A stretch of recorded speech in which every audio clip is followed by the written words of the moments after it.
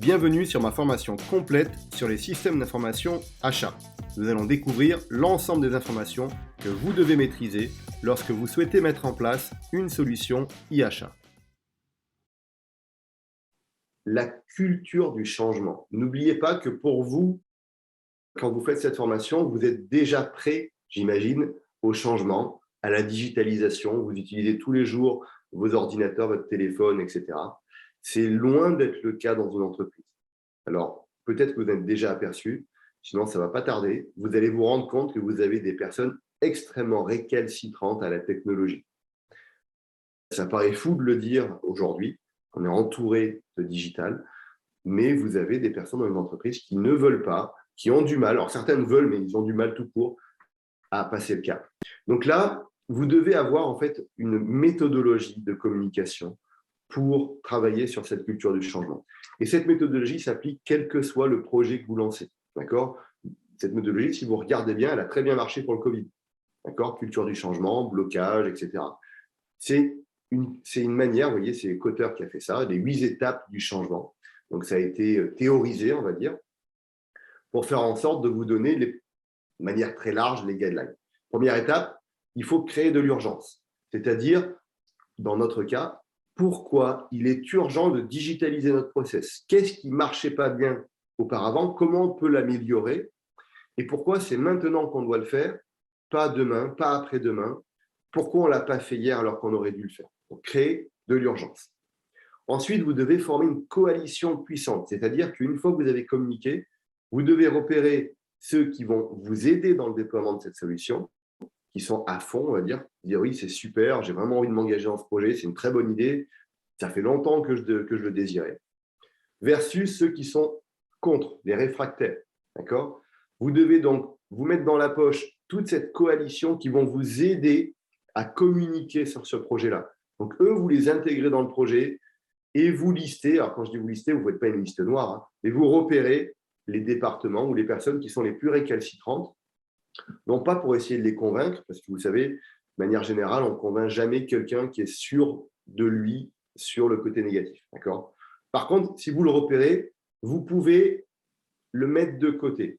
C'est-à-dire dire, lui, il est trop réfractaire, il ne sera pas constructif dans mon projet, donc je préfère ne pas l'écouter, celui-ci. Alors, je peux l'écouter, mais le mettre de côté et surtout éviter que cette personne-là phagocyte, c'est-à-dire communique la mauvaise parole aux autres personnes de l'entreprise. Appuyez-vous au contraire sur ceux qui vous sont favorables.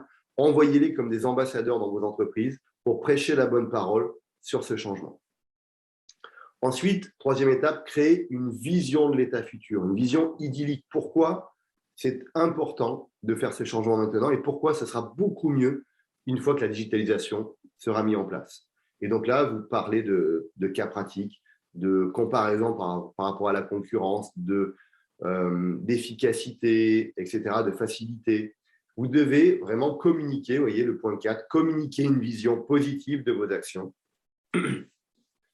Expliquer pourquoi c'est le moment de passer à l'action et le fait que les personnes soient incitées à l'action. Cinquième étape. Enclencher chez eux des petites actions, pas forcément des actions qui vont les bouleverser, mais des petites actions comme de répondre à un questionnaire, de tester une petite fonctionnalité de l'outil, etc., pour faire en sorte que petit à petit, ils s'imprègnent de ce changement et que dans leur cerveau, avec le temps, ils acceptent le changement.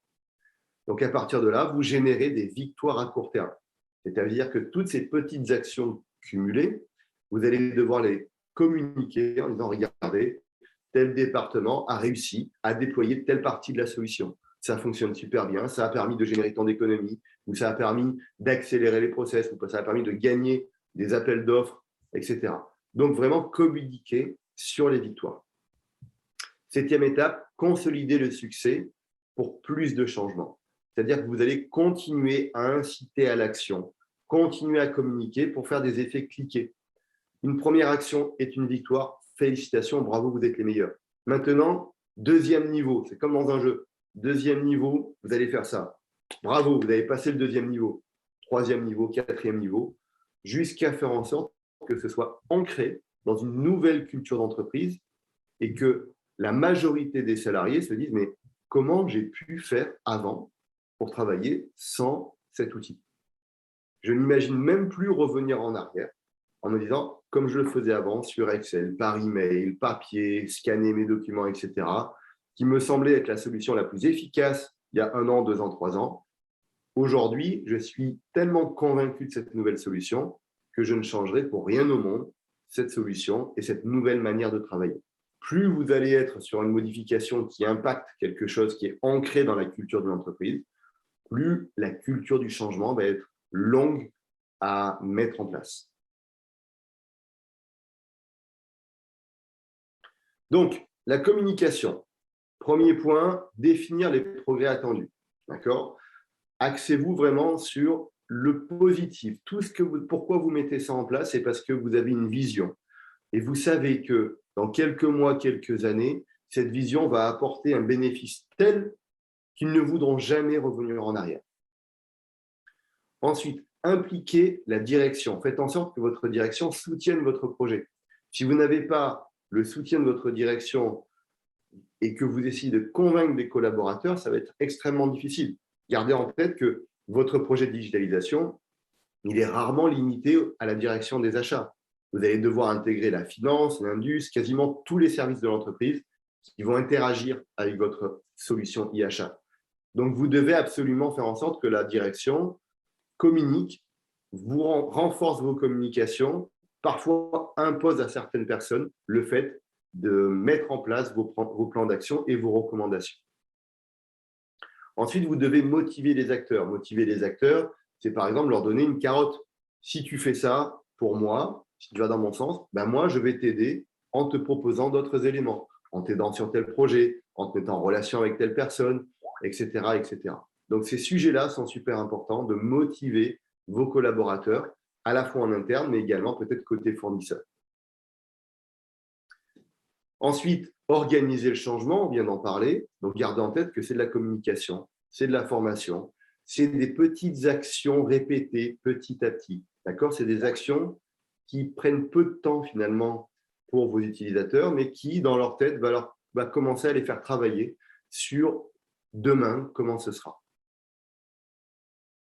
Ensuite, choisir l'infrastructure. Donc là, on va rentrer beaucoup plus dans l'organisation humaine et les techniques, la technologie. Savoir quelle infrastructure on peut mettre en place dans notre cas particulier.